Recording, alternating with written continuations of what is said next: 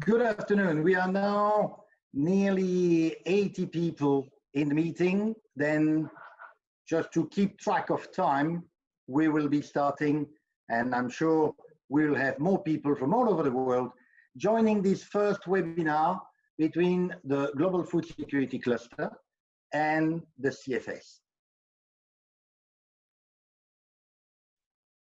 The webinar is about making food system work for healthy diets. Today, as we speak, food insecurity, undernutrition, various forms of malnutrition, and the socioeconomic burdens they bring about are affecting 1/3 of the current global population.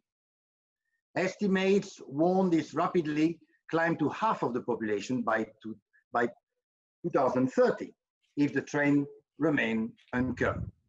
While hunger and undernutrition are critical concerns from one side, from the other, overweight, obesity, and diet-related non-communicable disease are also increasing, putting enormous pressure on our health system.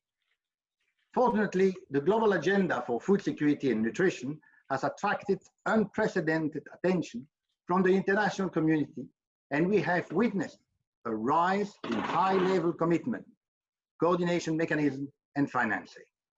The WHO targets, the ICN2 recommendation and framework for action, and nutrition for growth are just some of those examples. These targets and recommendations have been consolidated in the new era of SDGs, where the broader development community is beginning to rally behind the concept of food security and nutrition as central to sustainable development programming and fundamental to achieving a whole range of development goals. Food systems are essential to promote food security and provide necessary nutrients for a healthy, active, and productive life. But we all know that they are put under increasing pressure due to the population growth, urbanization, and many economic and climate uncertainties. Policies implemented to drive forward economic globalization have brought changes throughout the global food system, with heavy implications on diet quality, socioeconomic equity, and environmental health. Our food production, processing, and distribution systems are threatening climate stability and the resilience of our ecosystems. The food industry is currently the largest driver of environmental degradation.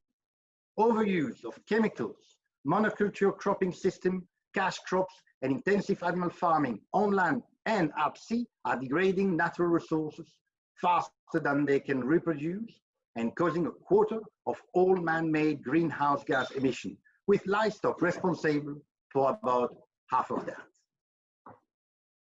The bottom line here is that today food systems are not delivering healthy diet for all. They are not helping consumers to make healthy and affordable food choices.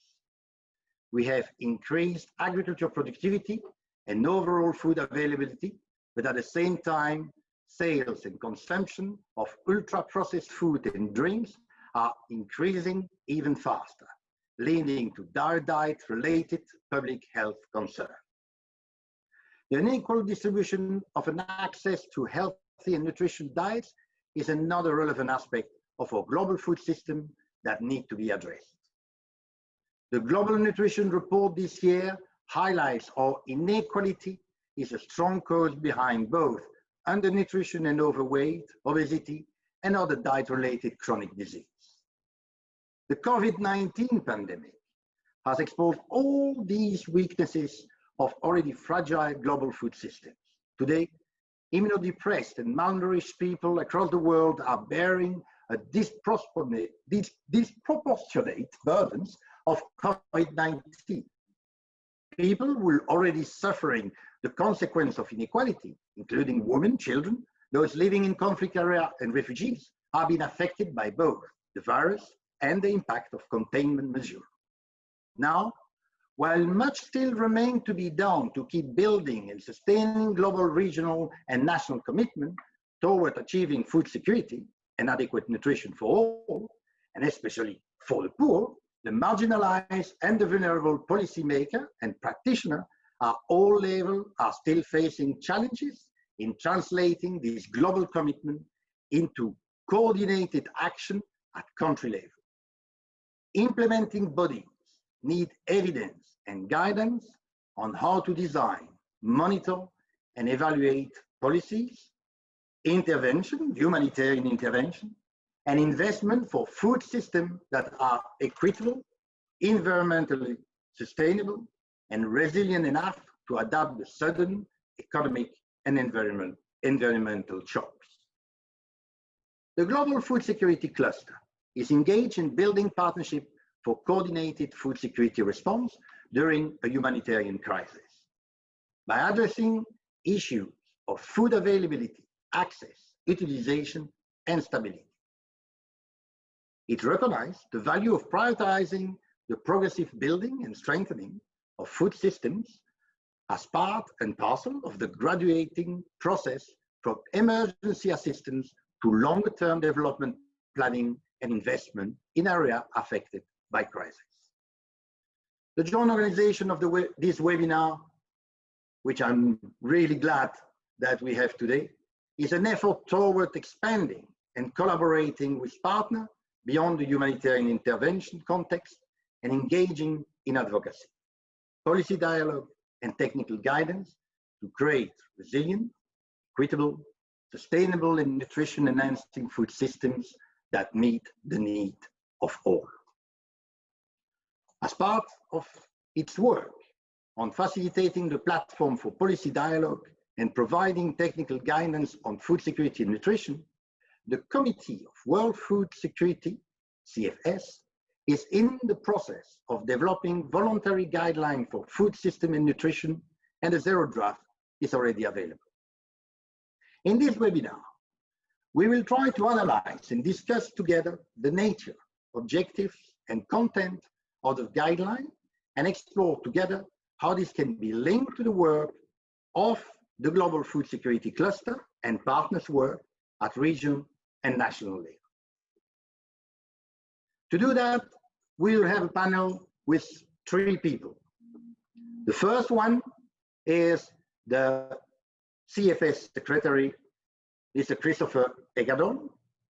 And then we'll have also 2 other members that will each of them talk for 10 minutes, Professor Jessica Fanzo and Stineke Onema will follow.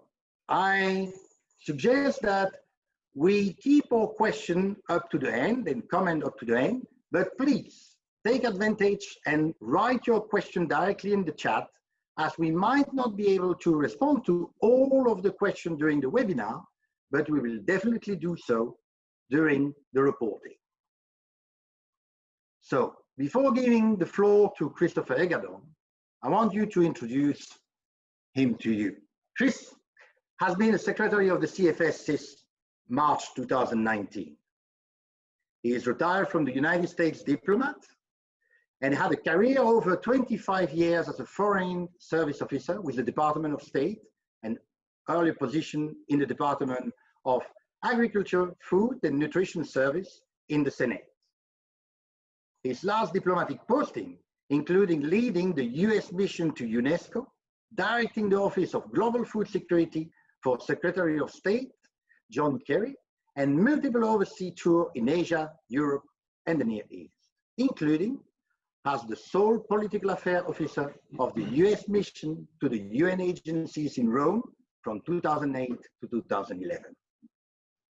Chris will do his presentation in English, but he could have done it in Arabic, Chinese, or French, and has an advanced degrees from Brown University, the University of Pittsburgh, and the National Defense University. I'm extremely pleased to share this webinar with the CFS and with Christopher. Christopher, the floor is yours.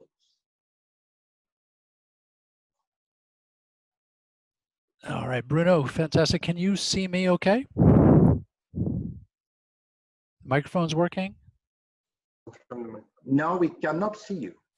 Okay. But we can hear you. All right. Yeah, I don't know what's, I just logged on normally. Not sure why the video is not working. In audio, there seems to be some feedback. Any suggestions? I would suggest that I would suggest you start, and we will see if we can help fixing your video as you are talking. Okay. Well, look, let me start by thanking you, Bruno, and the entire Global Food Security Cluster team. A lot of people working behind the scenes to make this possible today. So we can have a conversation on the voluntary guidelines on food systems for nutrition. Let me thank as well Emilio Colinelli and the CFS Secretariat team, who have been really doing yeoman's work on getting these voluntary guidelines to this point. And of course, I'm thrilled to be with Jessica and Stinica today. Okay, there, the host has just asked me to start my video, so let me know if that did the trick. So look, I'll continue with one more thanks and recognition, which is for the RBA contacts with whom we're working so closely. Anna Lardy at FAO and her team, Joyce and Joro at EFAD, and of course Fatiha Terki and colleagues at WFP. With whom they've been working on these guidelines from the start through a technical task team, and we clearly would not be so far along without their expertise and support. So we've also had tremendous support from UNICEF, the World Bank, a whole bunch of others, in taking the guidelines and seeing how we will deploy them at regional, country, and local levels, along with donors and host country officials when they're adopted in next February. So I want to recognize we understand very well the critical role played by the food security cluster, its national coordinators and partners on food security and nutrition, especially at national level, where they're enhancing partnerships for coordinated response on food security, on availability, on access, utilization, and stability. Now, I'm just looking at the participants list. We have 113 people, a real wide variety of folks that we haven't to this point really been in close contact with. I see people in all the way from Cox's Bazar, Bangladesh, to Australia, to NGOs, the Rome agencies. So anyway, welcome. Thank you for joining us. We're looking forward to being your partners in this process and on this journey. So we certainly will see the cluster as a key driving force when we're talking about uptake and implementation of these guidelines, as I said, next year when they're adopted at CFS 47. So I want today to set the stage a little bit for the conversation, the sort of more technical and detailed presentations that Jessica and Stinica will give you by telling you a little more about the CFS, what it is, what it does, its role in global governance on food security and nutrition. And of course, Jessica and Stinica will address, Jessica will tackle more of the details of the guidelines, and Stinica can tell you a little bit more about what the role of UN nutrition is and will be in this regard. So what is CFS? As Bruno said, I've been the secretary from March of last year, so 16 months. Before I was a diplomat, as he said, and posted here in Rome, helping to negotiate the reform of the committee in 2009. And after that reform, or as a result of that reform, the CFS was determined to be the, quote, foremost inclusive international and intergovernmental platform for a broad range of stakeholders to work in a coordinated manner. So it's housed, FAO houses the Secretariat and many of its meetings, but it's not a committee of FAO. In fact, it's since 2009, it's basically co-owned by the 3 Rome-based agencies who support the Secretariat through equal funding. And so that's FAO, EFAD, and WFP, who also provide technical input and support to the Secretariat and to our work, as well as the budget. In terms of governments, the CFS reports to the UN General Assembly through ECOSOC, as well as the FAO conference. So we have a some features that make us unique in this platform. It's inclusive. The CFS is an example of a multi-stakeholder platform dedicated to food security and nutrition that really has no equal in the UN system. The committee is open to member states, UN agencies, and bodies with a specific mandate in the field of food security, to civil society, non-governmental organizations, international agriculture research systems like the CGIAR, international regional financial institutions, and the private sector through a mechanism, self-organized mechanism. So this inclusive participation enhances the quality of our decision making. It increases the ownership of its decisions and products, and improves the accountability and transparency of the process overall. In 2009, we also saw the creation of a high-level panel of experts. And this is a team, the HLPE, it's a team of 15 world-class researchers, scientists, who form its steering committee, and they're the ones who bring solid world-class technical and scientific expertise to the work that we do. So CFS decision-making is based on this independent state-of-the-art knowledge and science. And so I highly recommend, if you haven't seen some of our reports, we have reports on food systems and nutrition, which Jessica Fanzo led the development of. It's a fantastic report. We have one on innovations, and of which agroecology is one of the key focal points, and a report that just came out a few weeks ago from the HLP on the 2030 synthesis report, looking at what the CFS has done so far and what it needs to do to get us to 2030 and the agenda. So CFS functions. It's the global coordination to confront the challenges of food security and nutrition, obviously, and our mandate is fulfilled in 3 ways. We do policy convergence work, and so that's kind of the item we'll talk about today with the guidelines. We do lessons and good practice sharing, so lessons learned, meaning that we use our platform to share what it is we are doing and what the members themselves are doing at country, at regional and local levels, and particularly what the agencies who support the committee, how they're tying their work into the work of the CFS.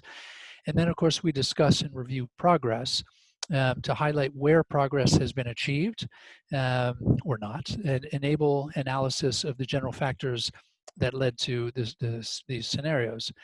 So we do a number of policy convergence products, and today I'll focus on the most prominent of what the CFS functions are: promotion of policy convergence in the field of food security and nutrition. So since reform, CFS has produced a broad number of recommendations developed through an extensive multi-stakeholder consultation and negotiation process. So these are standalone tools addressing complex, often controversial issues through a food security and nutrition lens. They provide a framework that all stakeholders can use in developing their own strategies, policies, programs, and activities. So policy convergence processes, as you probably guessed, take a huge amount of time and effort to build understanding and to reach agreement. Remember, we have 125 member states and then a broad array of participants, including all those who I listed earlier. The payoff of going through this broad stakeholder approach is legitimacy and authority of the outcomes that we eventually get to, which are, point out, voluntary and non-binding, but often very effective in terms of making policy change at a national level. So CFS policy products range from things like price volatility, gender, women's empowerment, social protection, climate change, biofuels, fisheries, food loss and waste, water, climate, smallholder, connecting smallholders to farmers, forestry, and investing in smallholder agriculture, to name some of the products we've put out. But the most important, I would tell you, are the voluntary guidelines on the responsible governance of tenure of land, fisheries, and forests. These are known as the CFS VGGT, passed in 2012.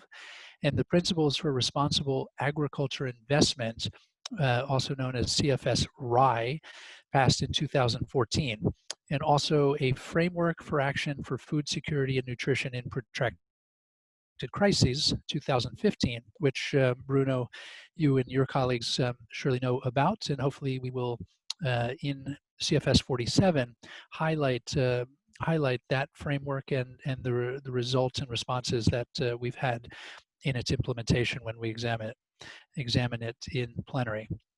So the FFA, I'll simply say, the objective is to improve food security and nutrition of populations affected by or at risk of protracted crisis.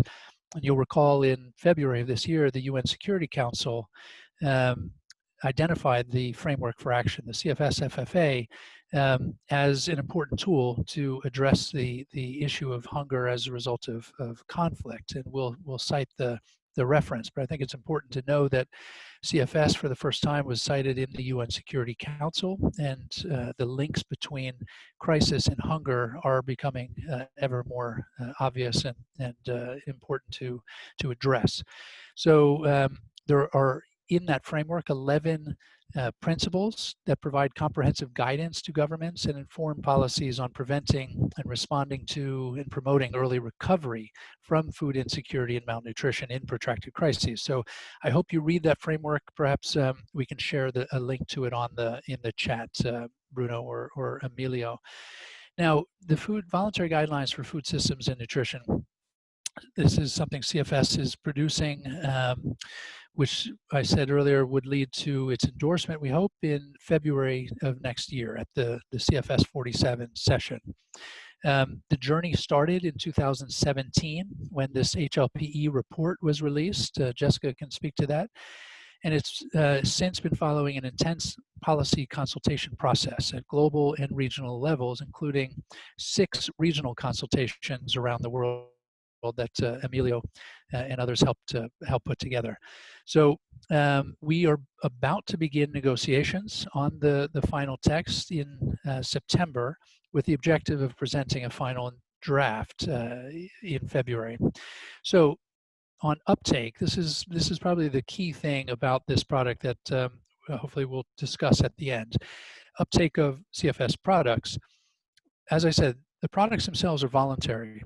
We basically depend on countries and the participants in the CFS to be our champions. This is absolutely essential that these products are promoted and their uptake is encouraged by the members themselves. And so this is where we see the cluster as being one of our close allies in this process.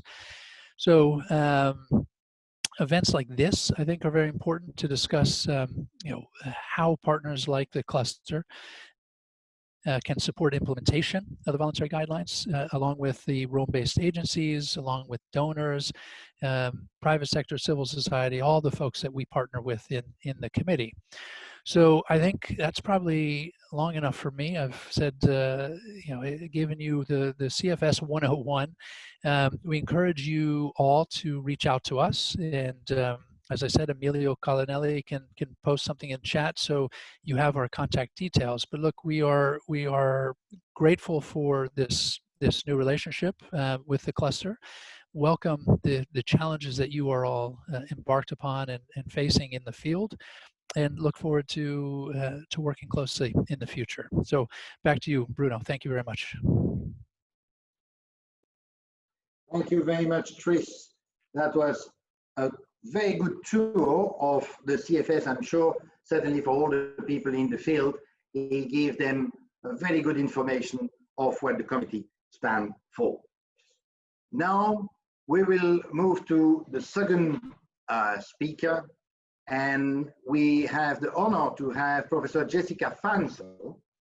Jessica is a Bloomberg Distinguished Professor of Global Food Policy and Ethics at the Berman Institute of Bioethics, the Bloomberg School of Public Health, and at the NITS School of Advanced International Studies at the Johns Hopkins University in the USA. She also serves as the Director of Hopkins Global Food Policy and Ethics Program, and as Director of Food and Nutrition Security of the JHU Alliance for a Healthier World. She is the editor-in-chief for the Global Food Security Journal and leads on development of the food system dashboard in collaboration with GAIN. From 2017 to 2019, Jessica served as the co-chair of the Global Nutrition Report, the UN high-level panel of experts of food system and nutrition, and the EAT Lancet Commission. Before joining Hopkins, she also held positions at Columbia University, the Heart Institute, FAO, the World Food Programme, Biodiversity International, and the Millennium Development Goals Center at the World Agroforestry Center in Kenya. Jessica has a PhD in nutrition from the University of Arizona. Jessica, the floor is yours. I think you are going to give us a lot of highlight of what those voluntary guidelines and their relevance for national policy design. Great. Thank you, Bruno, for having me. It's a pleasure to see you. And it's great to see and share the webinar stage with Chris and Stineke. So thank you all so much. It's a real pleasure to be able to present a bit of the highlights of the voluntary guidelines on food systems for nutrition. I'm going to try to share my screen. Okay. Bruno, is it okay? You can see my screen? Yes, absolutely. Okay, great. Yeah, so I think I'll give about a 10-minute overview of the voluntary guidelines that Chris had mentioned. And I think right now this is a really critical time for food systems, and particularly these voluntary guidelines are coming at a really important moment as we reflect on world order, the impacts of shocks to health systems on food systems, and of course the UN Food Summit coming up next year. So why do food systems matter? Well, they matter for many reasons, but one of the first reasons they matter is that poor diet quality is one of the leading risk factors of morbidity and mortality worldwide. What was once meant to protect us is now a risk factor for disease and death. And that is a real ironic conundrum that we face. And some of the world, of course, still does not get enough food, and that is projected to get worse with the economic impacts from COVID and climate change and continued conflict in some areas of the world. But we also are significantly challenged with a world that is overweight and obese, with compounded non-communicable disease complexity that burdens health systems. We also have increased international attention on food systems, and food systems do many things. I mean, not only do they shape human health and nutrition, but they shape planetary health, our environment, our natural resources, as Bruno had mentioned, pivotal to livelihoods, economic growth of many countries, as well as, of course, the foods that we eat and the foods that enrich our lives and our culture and our social interaction. So food is critical. It's the backbone of civilizations and their growth and prosperity. And we're coming to understand more that food systems and those associated outcomes inform policies across a range of different sectors, not only economic growth, but education, environment, urban and rural development, women-oriented policies. So understanding the outcomes of food systems shapes overall development policy as well as food policy. And this is a diagram coming from the high-level panel of experts report that we now use as our framework for the food systems dashboard, which I encourage everyone to go to. And this framework shows the complexity and the interconnectedness of food systems. We have food supply chains that feed markets, or what we call in the literature and amongst the research community, food environment.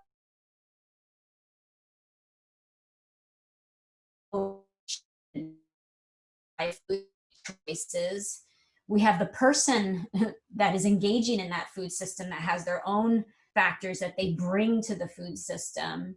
And this shapes, of course, consumer behavior, diets, and all of the various outcomes. And we also have all these drivers that are significantly shaping the way food systems function: income growth, globalization, trade, urbanization, population pressure, and migration, and of course, politics. And so it's very hard to govern this complex environment of a system.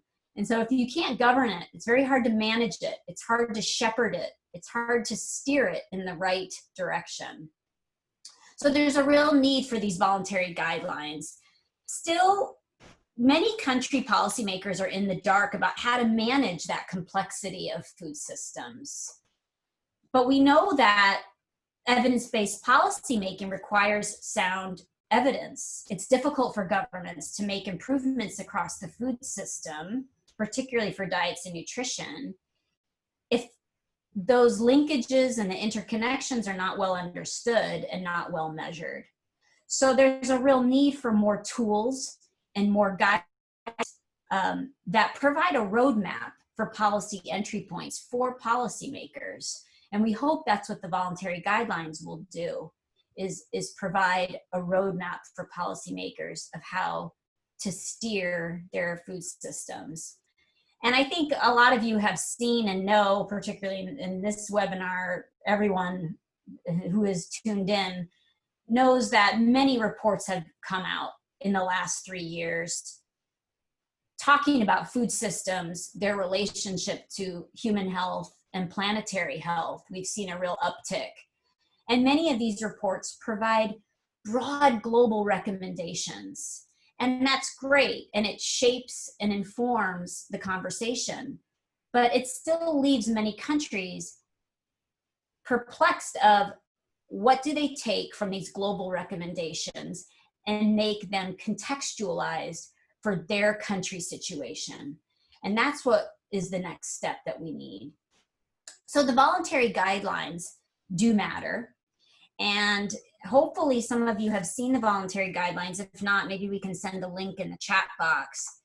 But they propose 91 policy actions across 7 thematic areas, which I'll come to in a minute. And what they're meant to do is provide the global norm of reference in the governance of food systems. They outline principles and practices that governments can refer to when they're considering making changes, laws, and taking action to address the food system challenges that they have. And we hope, CFS and those of us who've been working with CFS, hope this becomes an international negotiated set of guidelines on food systems that have reached a common ground across all member states. That's what makes these voluntary guidelines very different from those other reports. Those other reports are commissions, a group of researchers, a group of development practitioners that get together, form consensus within that smaller group. The voluntary guidelines is a much harder task in that member states have to come together, negotiate the language within the guidelines, and agree principally on that language. So it is really a common ground across nations on how to best govern food systems. There's 5 principles of voluntary guidelines, and I think hopefully all of you agree with these principles. The first is the systemic, multi-sectoral, science and evidence-based approach to the guidelines. Coherent and context-specific policies. They ensure that there's accountability, transparency, and participation. That the emphasis is on healthy people and healthy planet. I mean, we are in the midst of climate disruption, and of course the planet piece is just as essential as the people piece. and gender equality and women's empowerment. I mean, I personally would say equity, but the UN uses the word equality, and Stineke and I have talked about that in another webinar together. But these are the principles of the voluntary guidelines. Now, the framing is when we think about these actions, these 91 actions, there's some framing that needs to take place. So when member states or governments look at these voluntary guidelines, they need to consider the relevance of the different policy actions that pertain to their own food system contexts, pertain to their priorities, their needs, their conditions, and their relevance to their context. So you could imagine that not every country is going to adapt all 91 actions. They'll pick and choose the most relevant for their context. We also hope that countries undertake a diagnostic lens to their food system in a holistic way in order to choose those priorities and choose those entry points. And there's tools out there to help them diagnose their food systems, one being the new food systems dashboard. We also hope that countries look at the trade-offs. What policy actions would be beneficial? What would be the trade-offs of pulling one lever more than another lever? And what would be the impacts of those actions? And of course, that will involve monitoring once those actions are taken on. We also hope that governments and those that work with governments, which is everyone, all stakeholders work with governments involved in food systems, assess how to take on these actions in their context. Who is the action for? And who is the duty bearer? Who's responsible for taking on that action and fulfilling it? And of course, we need to think about systems. Systems, they interact, and they're critical in decision making. And just two very big graphs. We have to be thinking about the resiliency of food systems. A shock hits a system. How does the food system absorb it, react to it, learn from it, and build resiliency? And we're seeing this play out right now with the COVID-19 pandemic. And related to that, we know that food systems don't sit in isolation. The graph on the right shows that food systems engage with environmental systems and health systems. And decision-making is pivotal in how these systems interact. And again, the COVID-19 pandemic is showing that a shock to the health system is having significant repercussions on the food system and the entire global economic system. So here are the themes of the voluntary guidelines. There's 7 of them. And within there's around 24, 25 sub-areas and 91 actions. And we've bucketed it into 7 areas that we felt address not only parts of the food system, but place and situation, as well as, of course, governance. So the first is transparent, democratic, and accountable governance of food systems. Stineke will probably, hopefully, present a little bit on the governance piece because she's been so involved with it with UNSCN. But this is really the key piece of ensuring that the governing and political economy piece of the voluntary guidelines drives the other actions. The second is food supplies for improved diets and nutrition, sustainable food supplies under the context of significant climate change. So it has a temporal need. It has a need to ensure that people are not left behind in the context of climate change burden that we're seeing already with migration and people leaving farms, etc. The third is equitable access to healthy diets delivered by sustainable food systems. This is really the food environment piece, where people go to get or buy or make choices about food. There's real inequities in the access to healthy diets: cost, physical, access issues, marginalization of certain populations because of who they are, the color of their skin. So this food environment theme is very prominent, and it was very much in the SOFI 20 report this year. Fourth is food safety across food systems. I think right now this is priority with zoonotic disease, as well as all the antimicrobial resistance that we're seeing. So food safety has become a significant issue and very much embedded with health and in healthy diets. The fifth is the people-centered approach. Social relations, knowledge, and culture of diets, how people engage with food, the culinary traditions of food, nutrition literacy, and how can we take policy actions to ensure that we preserve these social relations, but also give access to knowledge around nutrition and diets so people can make the choices that work for them. Gender equality and women's empowerment, most important group. They make the food systems function around the world. So we have a dedicated section to women who deserve that. And then 7 is resilient food systems in humanitarian contexts. And I think we can all agree, Bruno, that protracted crisis, fragile states, civil wars will continue, unfortunately, particularly in the context of climate change and the migration patterns that we're seeing. And so food systems will need to be more resilient. And how do we do that?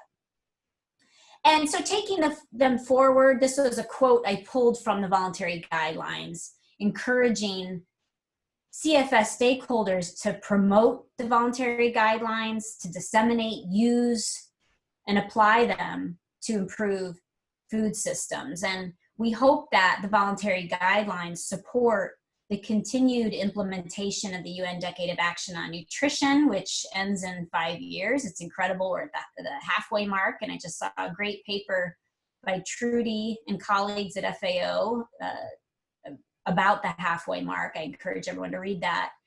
The 2030 Agenda for Development and World Health Assembly targets.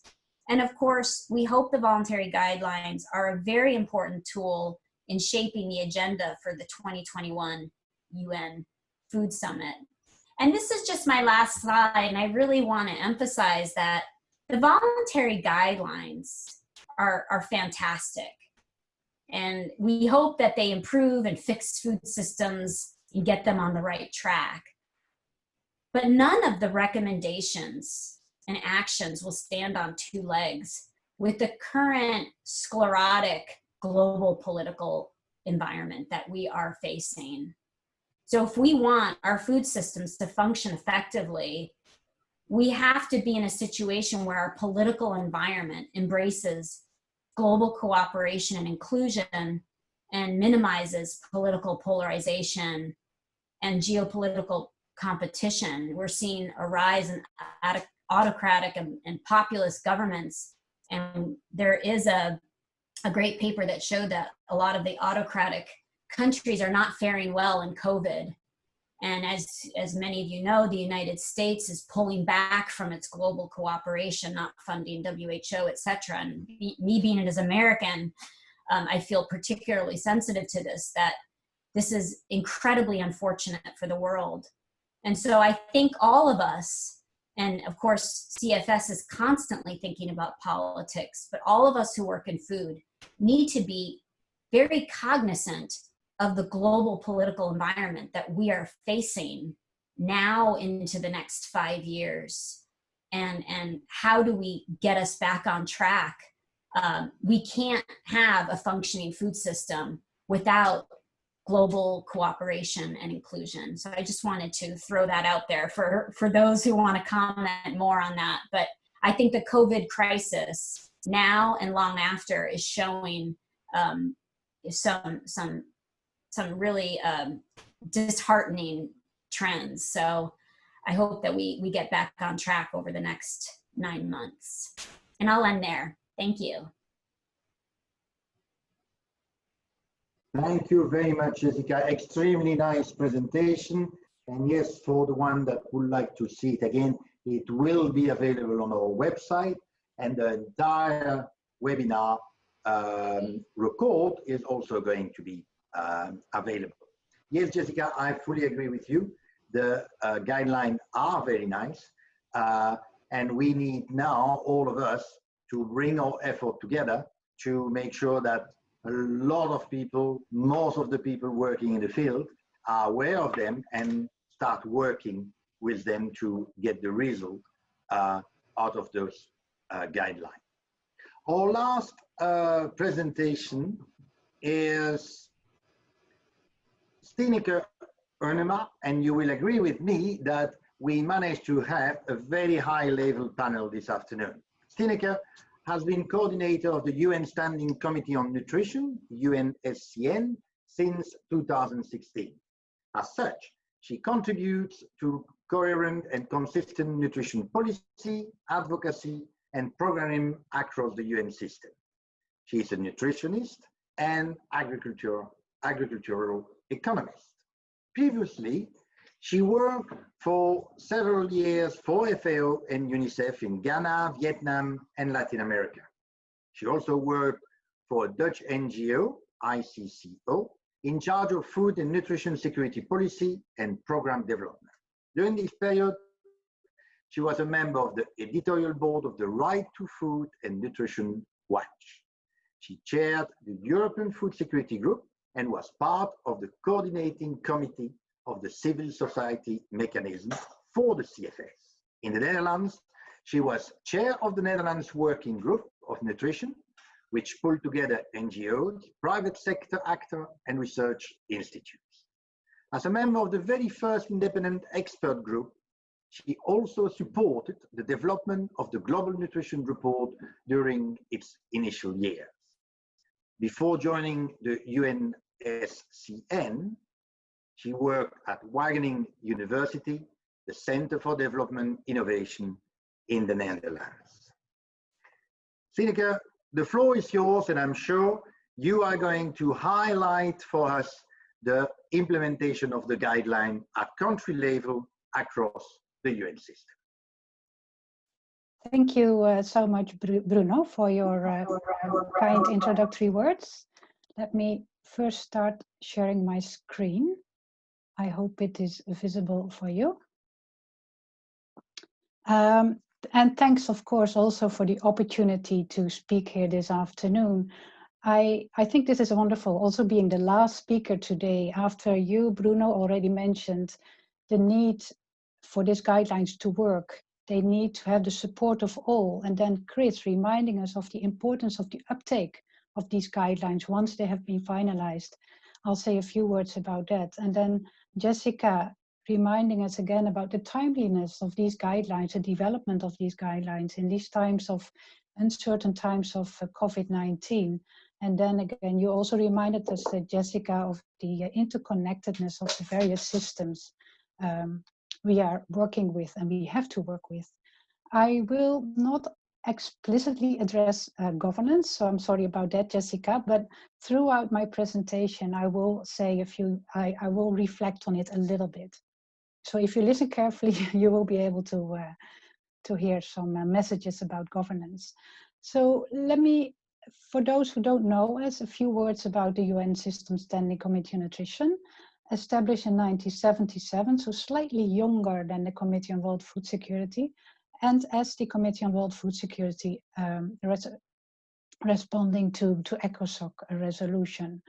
What we do is we keep on the review the overall direction, scale, coherence, and impact of the UN system response to nutrition problems. We try to be a point of convergence to harmonize UN policies and activities.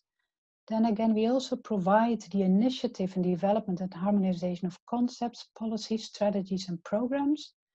And we appraise experience and progress towards achievements of objectives and lay down guidelines for mutually supporting action at interagency and country levels. And throughout my presentation, you will see that the activities we undertake in support of this process within the CFS fall along the several elements of this mandate. We are inclusive and open to all UN agencies that have significant interest or engagement in nutrition. And in fact, we are, let's say, complementary to the Committee on World Food Security. As mentioned, we are both responding or accountable to ECOSOC, and the CFS works directly, of course, in a multi-stakeholder platform, but engages directly with member states, whereas the UNSCN is a UN agency committee and has direct interaction with the technical UN agencies. So what do we do with the CFS? I think Chris mentioned already very briefly UNSCN, but nowadays called UN Nutrition, following a merger with the UN Network for the Scaling Up Nutrition. We are an ad hoc member of the CFS advisory group. And so far, we have always been an active member of the technical task team on nutrition that has been supporting the open-ended working group on nutrition in the preparation of the CFS voluntary guidelines so far until this moment. Now there is not a technical task team anymore, but we still provide inputs, and I'll get to that later on. But the UNSCN members, some of them are online, by the way, have provided concrete inputs to the various drafts of the guidelines and during open-ended working groups. And we have tried to facilitate those and prepare consolidated messages. But then again, we also facilitated the outreach of and the knowledge about the CFS in several international forums. We were there in the UN Environmental Assembly. We have been participating and facilitating side events at the high-level political forum, regional food security conferences. So we really try to increase the awareness of the work of the CFS beyond its Rome base.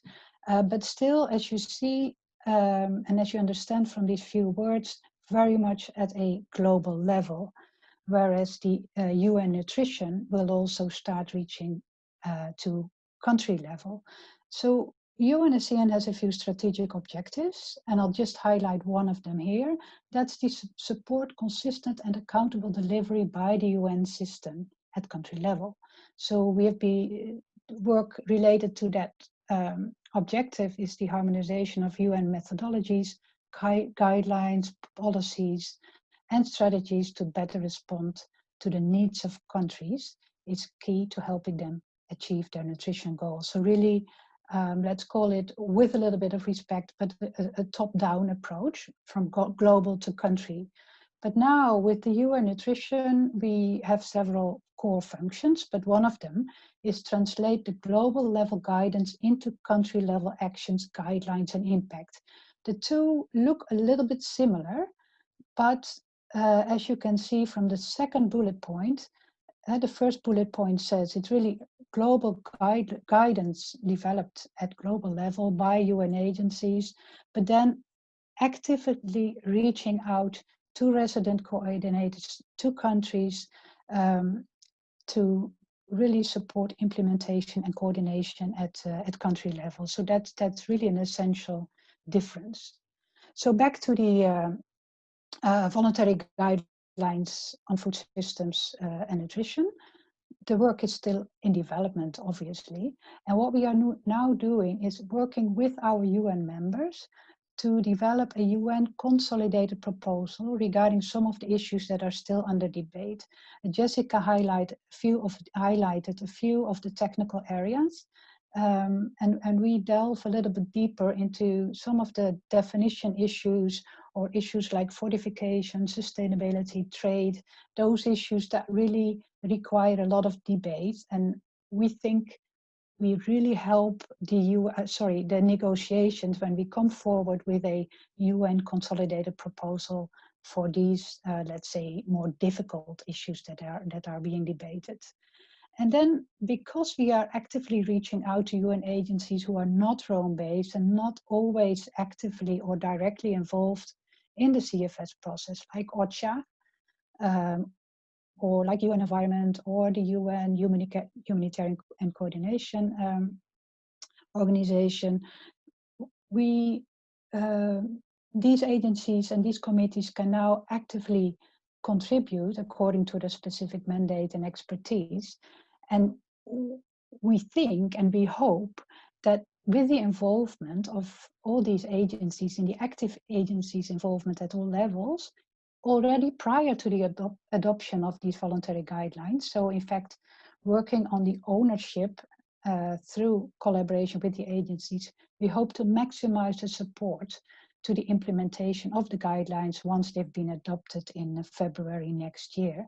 So maybe it's wishful thinking, but we really believe that that is going to help. We have seen with the land tenure guidelines, Chris mentioned them in his introduction to the CFS, that the active involvement of UN agencies is really a critical factor for the successful adoption and uptake of the guidelines at country level. So we do believe that through this process, we do not just help the negotiations, but also the uptake later on in the process. And just to mention also the Decade of Action on Nutrition, if there's time, I can do another presentation about that one, provides an overall framework for the work we are doing now. So doing this work and also looking forward, it helps sometimes to take lessons from earlier, not similar, but a little bit similar processes. Some of you may have heard about the UN, the UNDAF, UN Development Framework, which is now called the UN Sustainable Development Cooperation Framework. Sorry about this, but I still have to get used to all these acronyms. We have helped to integrate nutrition in these, let's say, country-level cooperation frameworks. So we developed a guidance note to help country teams do that in a multi-stakeholder approach. So that's a little bit similar to the CFS, which is also multi-stakeholder, but this is at country level. And we did this to ensure an effective response by the UN system to assist member states to prepare and implement coherent and balanced development policies that effectively tackle malnutrition in the context, by the way, of the Sustainable Development Goals. And this guidance note, it's available online. It includes how best to reflect the risks and opportunities related to all forms of malnutrition in the Common Country Analysis, as well as in the cooperation framework. So we have done this as UNSCN, and our colleagues from the UN Network for Sun, as well as our UN agencies, our UN member agencies, have helped with the distribution at country level.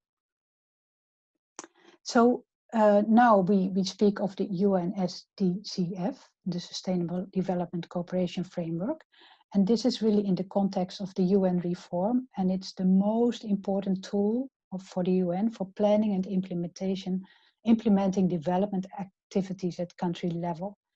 And it's important to mention here the UN country teams, because they are more central as part of the UN reform, and those efforts are being underpinned and supported by the renewed UN Sustainable Development Cooperation Framework.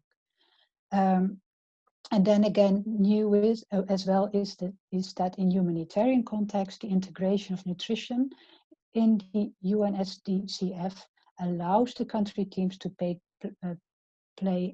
close attention to nutrition considerations in order to facilitate smooth transitions from emergency response to recovery and development assistance. And this was also mentioned by earlier speakers, that it is so important to look at this humanitarian development nexus.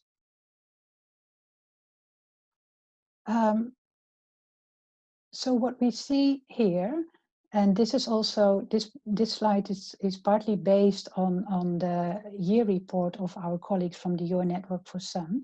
We see that throughout the years and through support of the UN system and UN coordination at country level, we see an increase in cohesiveness in UN nutrition programming at country level.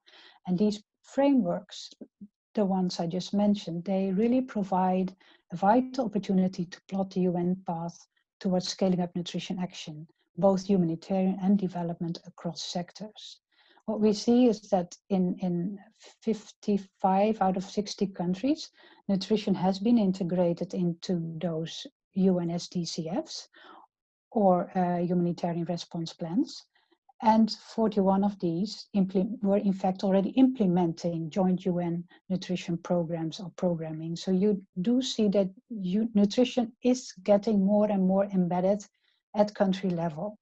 So this I did not do.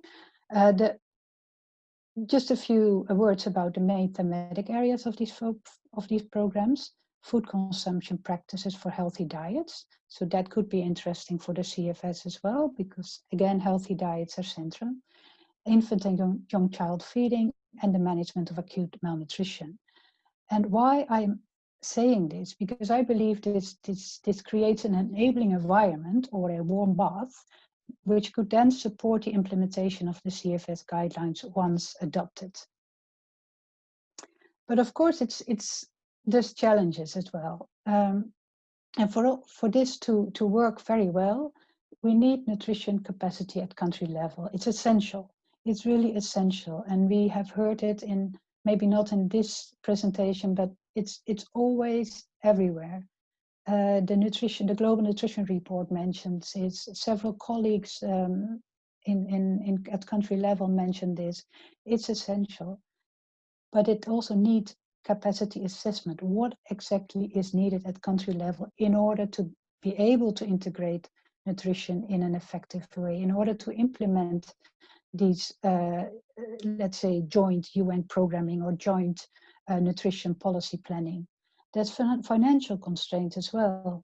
And unfortunately, despite, let's say, huge attention overall for nutrition, there is still often low government commitment to nutrition and lack of up-to-date nutrition data, especially at decentralized levels.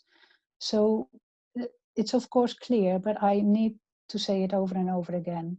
Both at global and at country level, we need either to maintain, if we are doing well, or step up efforts to really support this process. Otherwise, we are not going to succeed in successfully uptaking and implementing the guidelines once they've been adopted. UN support at country level is needed. And I'll just say three things here, because I know FAO, IFAD, WFP, and possibly other agencies are online, and they're much more of better position than I am, what kind of support they can offer at country level. I just want to say that there is a need of UN technical support through the technical agencies at country level. I think it helps to support and establish and strengthen multi-stakeholder platforms. The REACH is a helpful tool there, or REACH-like tools. And it helps to support and empower nutrition focal points or other nutrition authorities. It helps to have someone to really advocate for nutrition and to keep emphasizing it's important and it's cross-sectoral. It's the linking pin between so many of these sectors. So let me end up by these final considerations. First of all, share knowledge, share policy documents from global level with country levels, but also from country levels to global levels. Connect the dots. We need to intensify engagement with UN leadership at the country level. We should not remain sitting behind our desks in headquarters, but really reach out. It's important. And we need to increase participation of non-traditional nutrition agencies. I know we like to speak about FAO, UNICEF, WHO, WFP, and now also very strongly present IFAD, but we really need to move beyond and even go to UN Environment, UN Women, UN Industrial Development Agency. We really have to reach out to other sectors that do have a very strong impact on nutrition. And finally, but not least, and I think that's what it's really about, it's to close the global country feedback loop. I think that's why we as UNSCN, UN Standing Committee on Nutrition, merged with the UN Network for Sun, the UN coordination at country level, to really close this global country feedback loop. That's also essential for the CFS. The CFS has to reach out and has to engage with country levels, possibly through you, through the Global Food Security Cluster. But if this loop is not closed, there's also not a closed governance loop, yes, for you. But also the implementation and the uptake of the guidelines is not going to work out. And it's essential because in the end, we want to achieve the full 2030 agenda. So for that, we need to work together at both global and country level. Thank you so much. Thank you, Stineke. Excellent presentation. And he gave us, a full insight of the UNSCN role in the work we are talking today. I can now see that Christopher is back online and everybody can see him. We had a chance to listen to you already. Now, for you, you are now something like 120 people around. We have a group of experts, which we call the panelists. You have, the presenter, the panelist, and I will open the floor now if we do have some specific comment from the panelists. And then we have read all your questions, and we are going to try to pick some of those questions to be able to answer. We have a bit less than half an hour left. Then panelists, please, if you can raise your hand to tell me who would like to bring a comment.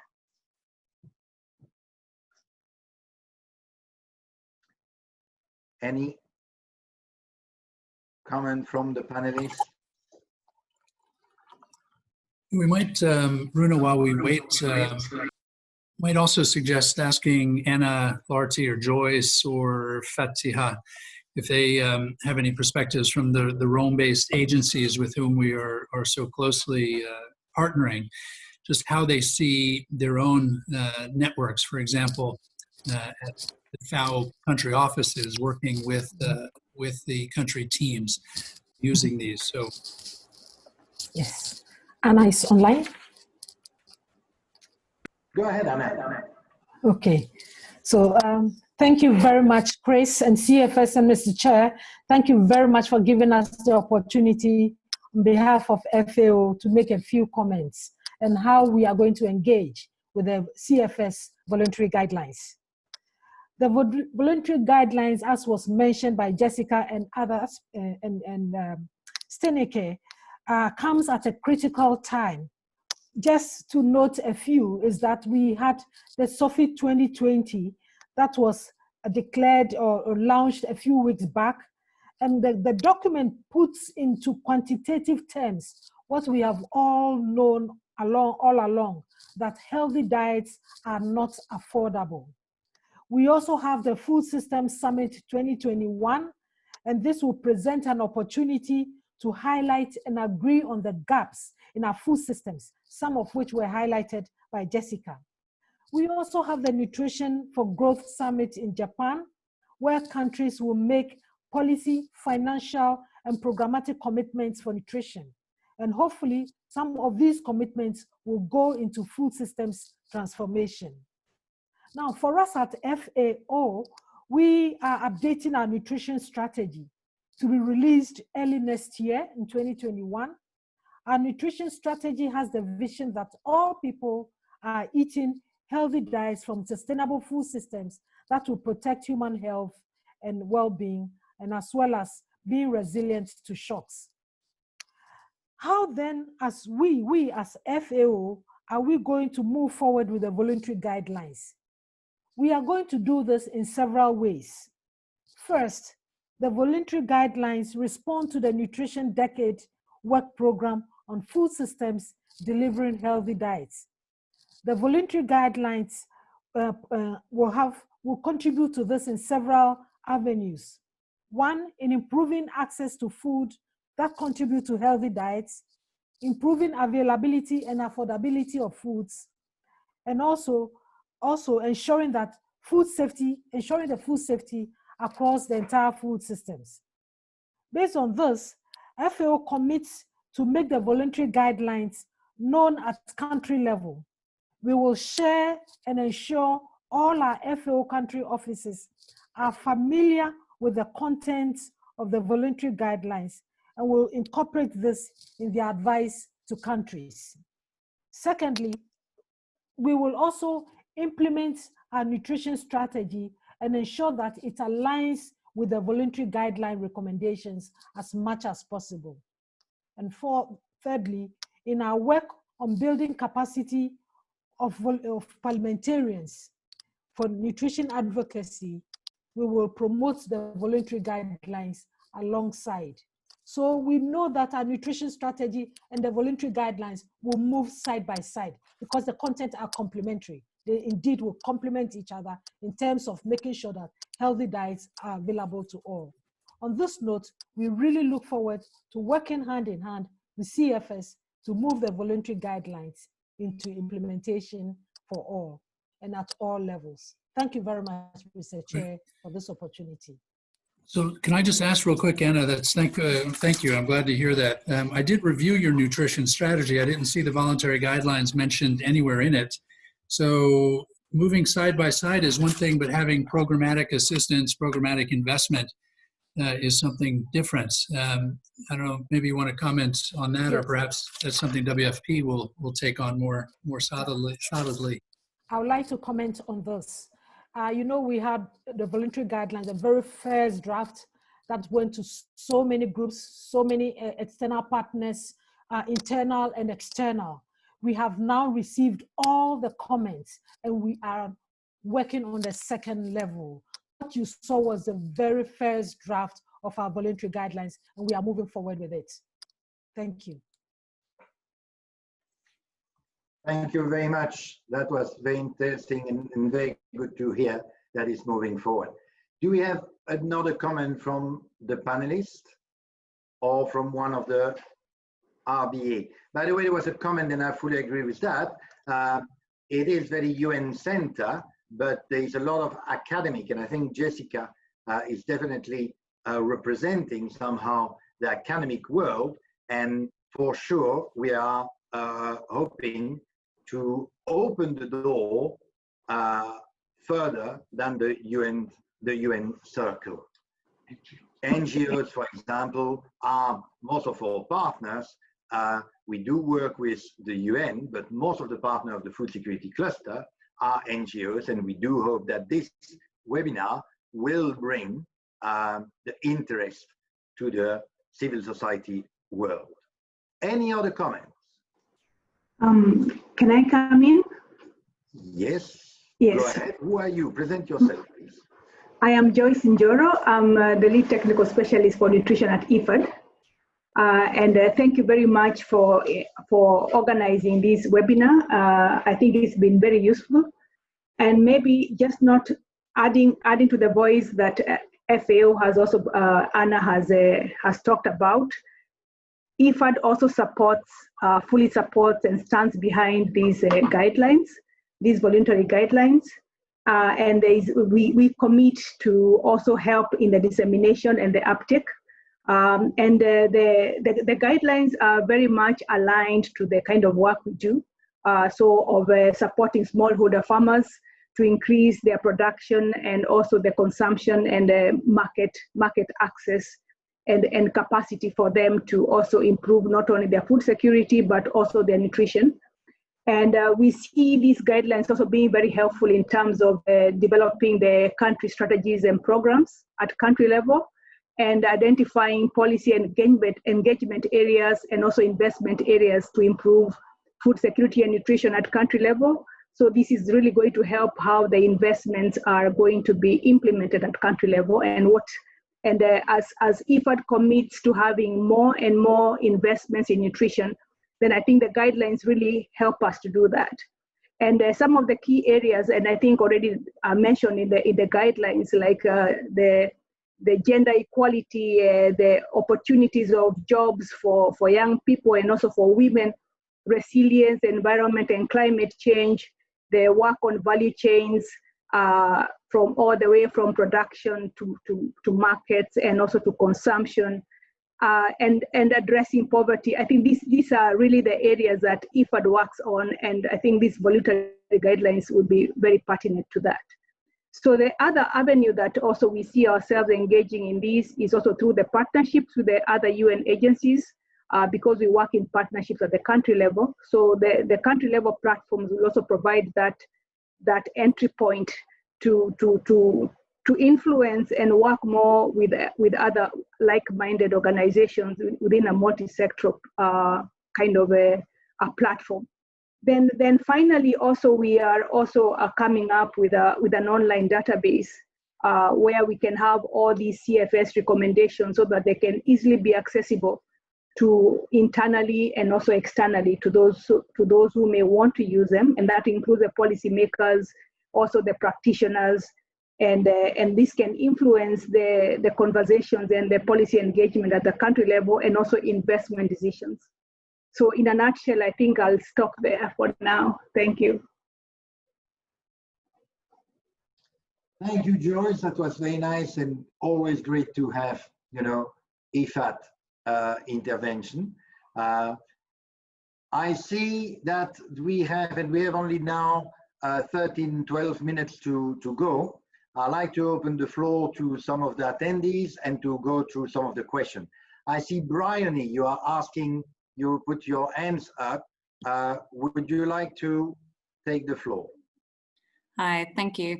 Good afternoon, everyone. This is Bryony Stevens from the World Food Programme, joining on behalf of Fatih Turkey, WFP's Acting Director of the Nutrition Division. We would like to thank the Global Food Security Cluster and the Committee on World Food Security for organising today's webinar. It was informative, engaging and important. Important because today we learned and understood better the link between malnutrition, healthy diets and food systems. We learned that if we are to achieve a world without hunger and malnutrition in all its forms by 2030, it is imperative that we improve access to high quality diets. We also learned that in order to do so, we must act at the food system level. Although every food system has potentially the capacity to be equitable and to produce healthy diets needed for optimal nutrition, food systems are constantly being shaped by different forces and drivers, which must always be inclusive and equitable. For example, even before the current food crisis, our food systems were already failing to ensure a healthy diet for billions of people. The unprecedented COVID-19 pandemic has brought to our attention even more the fragility of the food systems along the whole chain, from the supply side all the way to the consumers, and is teaching us all that making food systems more functional, sustainable, resilient to shocks, and able to provide for healthy diets must become a priority, and that we must act now.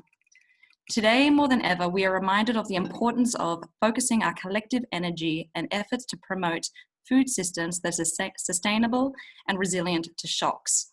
In addition to saving lives and meeting immediate needs through humanitarian responses, we need to plan for longer-term solutions that support recovery, strengthen preparedness, build resilience, and promote sustainable socioeconomic development.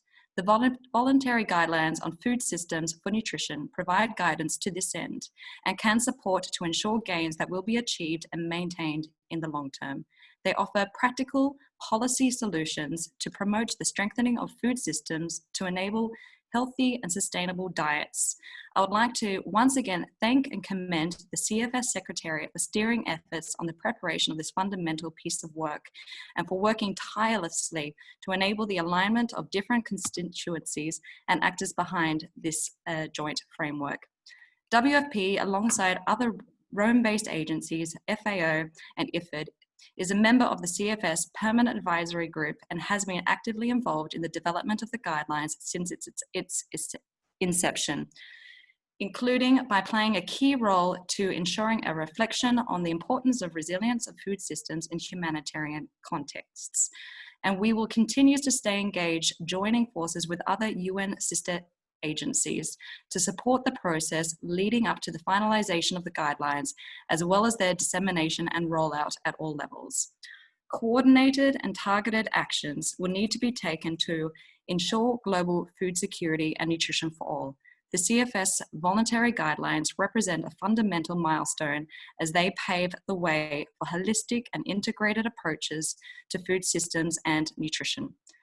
The WFP would like to thank the CFS, the Secretariat, the Chair, and all the actors involved for the work undertaken in the past years and the tremendous results achieved. WFP will continue to stand ready to support, as needed, the next steps of this important process in the lead up to the finalisation of the guidelines, including their dissemination and rollout at all levels. Thank you. Thank you, George. Those were very nice words and encouraging words from WFP.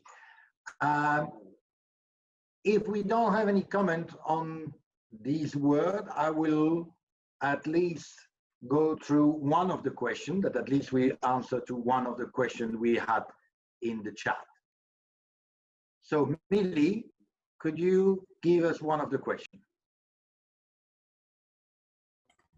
So there's this question from Deepak from Rajasthan, India. Currently working with rural communities and would like to know if the voluntary guidelines can be applied at local and self-governance level, such as village councils or city councils, to benefit from the how to benefit local communities. So who would like to take this question?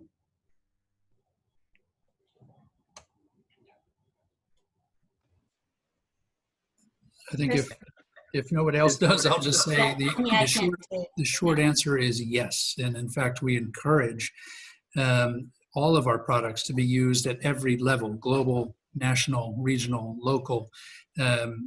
City managers, city mayors, local leaders are showing the way in a lot of development areas that national governments simply aren't willing or able to do. So yes, we would highly encourage local action, whether it's at national, state, city level. So Jessica, maybe you want to add to that? Yeah, Deepak, I think it's a great question. And I think some of the policy actions will have to be local. If you read some of them over, they're not at the national level. They're much more at a local level, either in rural places or urban environments. We have some very urban directed policy actions. So I think one of the issues that I struggle with, and I'm sure many of you do, is these global reports and global recommendations rarely reach the ground. They don't reach rural Tanzania, and you see that when you work or travel to some of these places. So that's the hope, is that these voluntary guidelines trickle from national to very local levels. And I think there was an earlier question or comment more on really taking a human rights approach, and if a country takes these voluntary guidelines seriously, they need to be reaching those that have not been reached. They need to be reaching those who have been marginalized. If you're going to take a rights-based approach to these guidelines, that means everyone's right to healthy diets and adequate food. So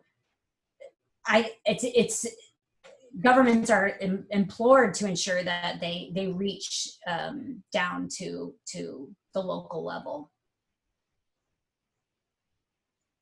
Very good, Jessica. And I'd like to add to that that's one of the objectives of this meeting too, is to bring to the cluster coordinator that are working directly with implementer, working directly with beneficiaries, to try to get the guideline to down level as possible, that we get to the people that will benefit from those guidelines. And this will be a role of the cluster coordinator, to try to work with the local NGOs and with some of the local authorities to try to see how those guidelines can be used. Good. And just one word, maybe one word to add to that. I think it's essential to also mention the accountability aspect here. This is Tinuk Unema speaking from the UNSCN. Sorry, I just stepped in there.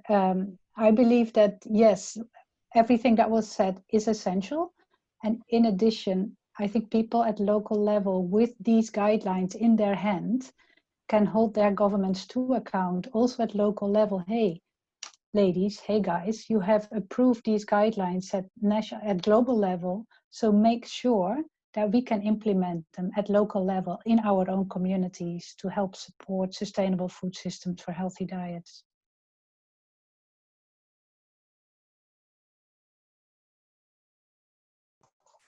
Okay, Mini, another question? So there's this question from Lilia Turkan on national food security agencies, and she would like to know what have been done to interact and link the work of the guidelines with the national food security agencies that do not have lack the food systems approach. So yeah, would like to take that. Can I start and see? At least mentioned when I gave my introductory remarks, I mentioned that there were consultations in each of the 6 FAO regions, which meant that our office, working with Jessica on many of those, Emilio actually went and helped organize these, but we had consultations jointly organized with FAO and WFP and EFAD in some places, where we invited all the countries in that region to send officials from their agriculture ministries and their health ministries, again focusing on the breaking down these silos. And so that was an initial part of the outreach. And of course, we work with all the member states' governments in Rome when we have open meetings, when we are going to negotiate these. So national governments are a key player here.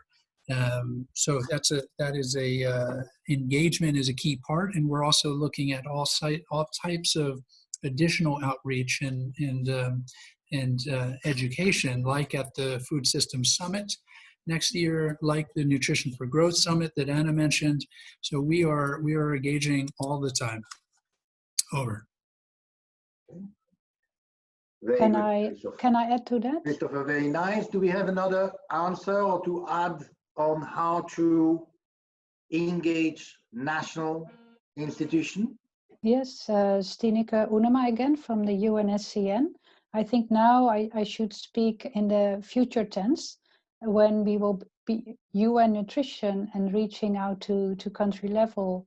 There are already networks and coordination mechanisms at country level for nutrition. And I believe once these guidelines have adopted these UN nutritions, or this UN nutrition coordination mechanisms at country level, may be a very good and helpful mechanism to help the uptake of the voluntary guidelines and support them technically.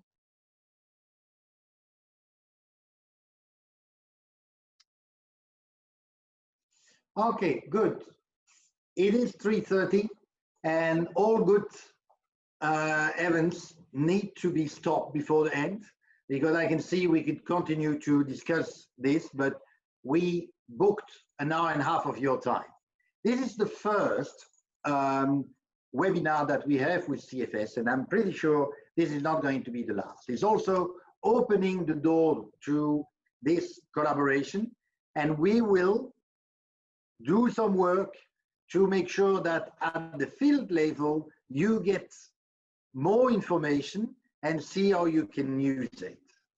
So the older question, and maybe you say, I have some questions, do not worry. We are going to treat all those questions on writing, and you will have on the website the answer of all the questions that you have. And at the same time, you will be able to get the link on the YouTube to see again this presentation. So Christopher, thank you very much to have join us to create this event, and it would be nice if you could give us a closing remark before we all go back to work. I will say what I just said in the chat, which is, don't forget, everybody here, every individual has tremendous agency over their food security and nutrition. Whether they're an individual, what it is they put in their own mouth, what it is they feed their children with from infancy to adulthood, how they vote in terms of supporting people who recognize these issues are impacted by governments, how they affect their communities by educating others. And so, I think we start with ourselves and work outwards. In the context of ensuring people's rights are protected. And somebody in the chat box talked about storytelling. And I really, that caught my eye, and I like that idea. We need to communicate through stories that resonate locally, right? The story that impacts and convinces me might not convince somebody in Asia or Africa. So let's figure out ways that we can help tell this story and get more people on this train to fix our food systems. Over. Thank you very much. Thank you for all of you, especially, of course, the presenter, but also for all of you that have spent an hour and a half with us and that will continue to help us to forward the message and the work. Have a good afternoon, or good morning, or good night. I don't know what time it is at your place, but enjoy life. Bye. Thank you so much, Bruno, you and your team. Bye-bye. Thank you. Thank you. Bye. Bye.